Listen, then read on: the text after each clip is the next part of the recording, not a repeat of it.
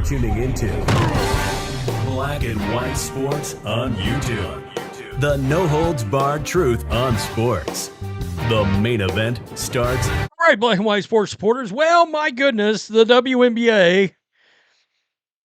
cannot stay out of their own way, and they will gripe about people making videos about this when you literally created this controversy yourself. We got Stephanie White making comments about the fact that she can't scientifically identify the difference between a man and a woman. That's real. We got the Portland Fire coach also making comments. We got girls from Sophie's rally, the rally supporting Sophie Cunningham, making comments, but that's not where we're going to start. We got the Indiana Fever creating yet another controversy besides what Stephanie White said last night. This is OUTKICK. And OUTKICK is saying that as they were getting ready to ask a question of Stephanie White,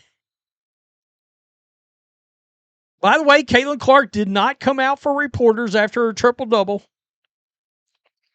But as OUTKICK got ready to ask questions, Indiana Fever PR ended the press conference instead of talking to OUTKICK. I think there's always going to be outside noise, but I think we've been professionals long enough to know that if you let that affect you, then you're not really here for the right things. And so for us, we just keep the main thing, and that's hoops. You're speaking of that outside noise, Sophie, your teammate. Sophie came out with Oh, thank you. Have a good day. Wow. I was going to bet all the money in the world that it was this old gal right here on the left that follows everybody around that shut this thing down. You created another controversy. Yeah, shutting down this press conference because OUTKICK was not your chosen, approved WNBA media. You just created another controversy.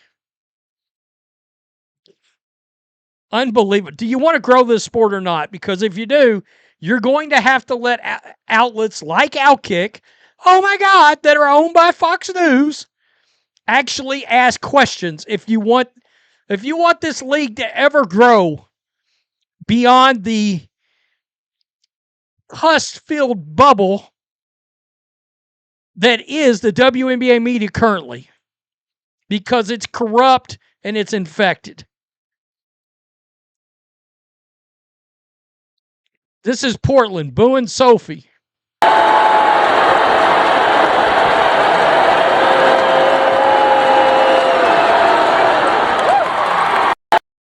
They booed Sophie Cunningham. And this is Stephanie White. I think this might have been before the game, actually. The Fever coach Stephanie White has asked her stance on males playing in women's sports. What's your stance? What is your stance on men or athletes who test as biological male participating in women's sports? What's your personal stance? Yeah, I mean, I don't know that I would say that I'm educated enough from a scientific standpoint. I don't ever believe that exclusion is an answer. I just don't. I do think, when we think about various levels of sport, various governing bodies of sport and things that go into that, like I said, I'm not educated enough at the different levels. I know growing up, I played with the boys all the time. So there weren't girl sports. Would you welcome a biological male in WNBA? Again, it's like, I don't know, when we talk about biological male and scientifically where we are, I think it's a totally different scenario. As I said, I'm not educated enough in terms of transgender and transitioning to give you a smart answer. I would say, though, that I just don't feel like exclusion is an answer, and I think that we need to have deeper, more layered conversations. And you'd be okay with them in the locker room? Yeah.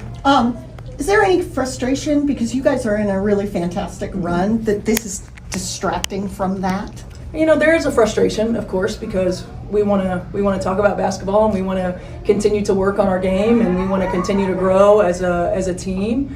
But I also understand, like, this is part of our growth edge as a league, right? It's part of our growth edge as a league, and we have to be able to manage. We have to be able to insulate as much as we can, and then we have to be able to lead with conversation. Okay, so she said it's part of a growing league, but we have to be able to insulate. So are you not welcoming people into your league that have differing views? Point of fact, this coach herself came out and said, no, I don't want you as coach. By the way, you can tell. You notice she hasn't come out and said, if you're not in blah, blah, blah, I don't think exclusion's the answer. But she's not pushing fans away anymore either, which I think is rather interesting. I'm not giving her any credit at all, because what do you mean by science? He asked you point blank, biological males should be allowed in the WNBA, yes or no? You gave a bullshit coward answer. A cowardly answer. It's crazy. We want to grow, but we want to insulate. You can't have both. You can't have both. If you're going to allow people with differing views to watch your game, which you've already said you really don't want, but it's pretty clear. I think somebody told you, yeah, don't go out there and tell fans you literally don't want them to watch anymore. I wouldn't say that I'm educated enough from a scientific standpoint. What was that? Who was the Supreme Court? Jackson Brown or whatever, that was like, I don't know scientifically what's a male and what's a female. Portland coach Alex Samara. What's your stance on athletes who are biologically male participating in women's sports? Yeah, I mean, my focus as a basketball coach, be completely honest, like I don't think I've ever had to think about that. I'm completely supportive of people from all communities, all walks of life. So that's my stance completely. I'm supportive of everyone in the Portland, the community. Would you be okay with biological males participating in the WNBA? I think I've given my answer already on that question. I don't feel like I need to go. He dodged it.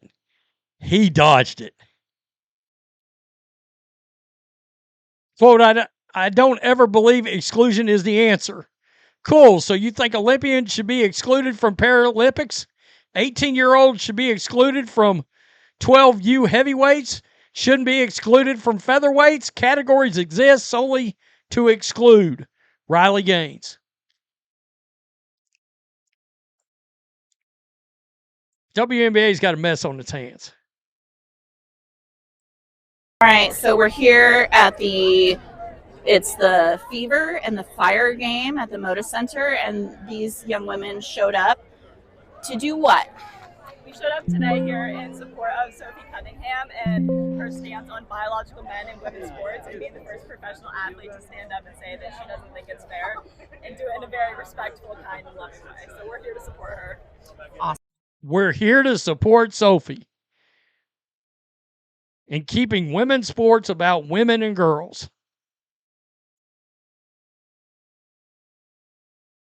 Bravo. Bravo.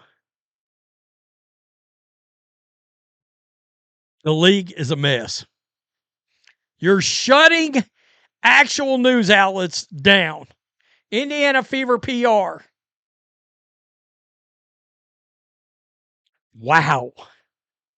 Isn't that the point of growing the league? So you get coverage from places you're not used to seeing prior. I mean, the fact that OUTKICK is there obviously means the audience has stretched out in some kind of way. We want to grow, but we only want to grow with a specific portion of people. It's not going to work like that. You obviously have a superstar in your league, and yeah, Sophie's a superstar now. who is resonating with a completely new fan base. Isn't that what? Look, the league literally went from one superstar to two superstars. That's how you grow a league. And I don't want to hear about Asia. I don't want to hear about Angel. I don't want to hear about Paige. Stop it. They ain't not a three. None of the three making national news about nothing. Period. Well, let's just be honest.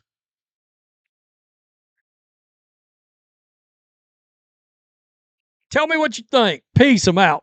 Till next time. Thanks for watching the show. Be sure to like, comment, and subscribe. Be sure to tune in next time on Black and White Sports.